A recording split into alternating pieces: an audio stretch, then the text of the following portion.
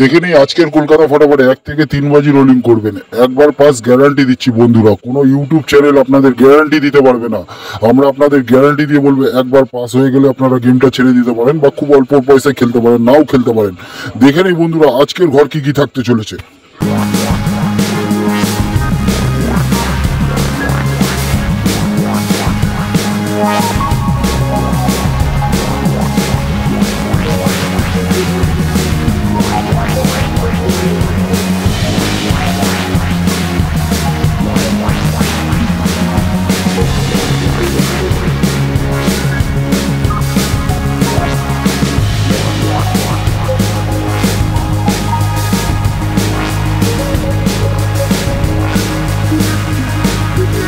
বন্ধুরা এরকম ভিডিও রোজ পাওয়ার জন্য দাস বাবু চ্যানেলটিকে অবশ্যই সাবস্ক্রাইব করে রাখুন।